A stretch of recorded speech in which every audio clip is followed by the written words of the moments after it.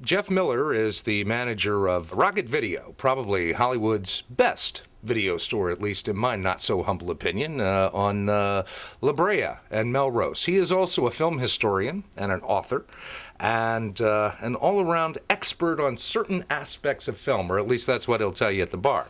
But what we're going to talk about tonight is Edgar Allan Poe on film. And Jeff, thank you very much for joining us. I really appreciate it. Oh, sure, no problem. Happy to be here. Okay. So I was first thinking that Poe on film, my first thought was the Roger Corman films of the 1960s. But actually, Poe goes back much farther than that in terms of cinema. Poe films do go back before that. I think the Corman series is probably the best known, but you have to remember that Universal did kind of a mini-series of Poe films, some with Karloff and Lugosi, and of course Murders in the Rue Morgue with Bela Lugosi, which was his consolation prize for not doing Frankenstein. For turning down Frankenstein. Even silent films too, yeah, you've got like The Avenging Conscience by D.W. Griffith, which is based on Poe's Telltale Heart. No, I didn't know that. Yeah, and a bunch of silent short adaptations. And there's an early adaptation of Fall of the House of Usher as well. Wow. And, so all the way back to the silent films, sure. About when was the one that Griffith did? I think maybe I'm wrong, but I want to say 1918. A feature length, and it has elements of Poe based on Poe. That's wild. Yeah, that's wild.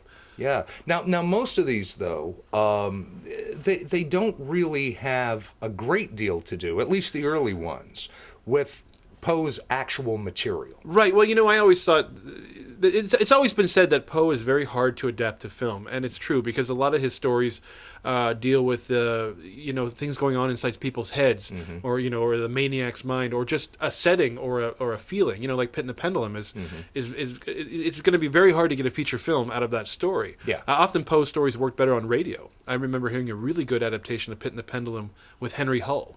And really? Just talking through the whole thing of, and this thing is coming, this knife is coming down. Yeah. So, they fleshed them out, and, you've got, like, the Raven and the Black Cat, and also the 1941 comedy Black Cat, which is also, purported to be based on Edgar Allan Poe, which really have nothing to do at all, except for the title. Now the Black Cat, is that Lugosi and Karloff? The first Black Cat in the early 30s, is Karloff, the first teaming of Karloff and Lugosi together in a movie. Okay. And that's the one directed by Edgar Ulmer. Okay. And the second Black Cat is 41, and that's Broderick Crawford and Hugh Herbert and Bela Lugosi and Basil Rathbone and Alan Ladd. And an old dark house comedy. Yeah.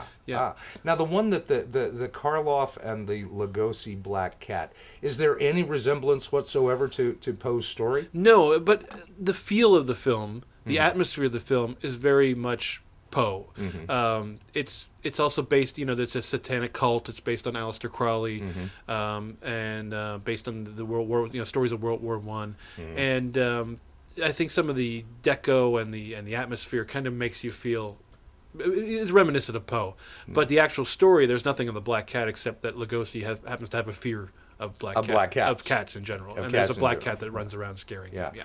What do you think Poe? I mean, because his stuff was so atmospheric, do most of the films, and including up to the Corman films, do they do a good job of at least capturing the atmosphere if they're not going to be true to the plots and the characters themselves? I think that the Corman ones definitely did capture the atmosphere, and especially thanks to Vincent Price, make them very worthwhile. And actually, he did, like, Fall of the House of Usher is a pretty good adaptation of the story. And Tales of Terror has... That's another thing, too. Often these Poe stories work better as short films, or...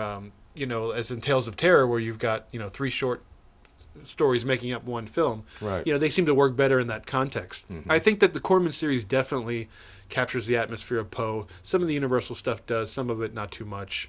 There's Murders in the Rue Morgue with Lugosi that's definitely more expressionism than it is Poe, more based on Caligari. Well, I'm glad you brought that up because, Murders in the Rue Morgue, of course, with Poe inventing detective stories. Yes, that's for all intents and purposes. What is maybe is there a really good version of Murders of the Rue Morgue? Or what is maybe a best version of Murders let's see. of the There's Rue that version. There is a 3D version called Phantom of the Rue Morgue with Carl Malden from the 50s. That actually is pretty close to the story, although they do also use elements of the Lugosi version. There's a made-for-TV film with George C. Scott. Yes, Dupont. I remember that. That's actually a very... And Val Kilmer in an early role. Really? And that one is kind of fun. They definitely flesh out the story, but it's a lot of fun. So, but I think that there's also another version with Herbert Lom that Gordon Hessler did that's uses that as a framework, but it's not really based. But I would say probably the 50s one might be the best, actually. Yeah.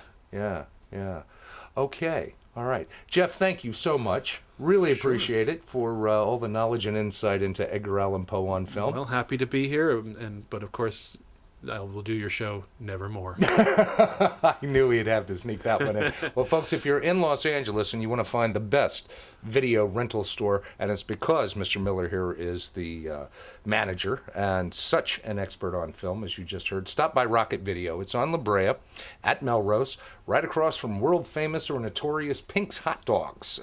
Just look across the street if you ever find Pink's, and you can find Rocket Video. Jeff, again, thanks a lot, pal. Thank you, Chris. Okay.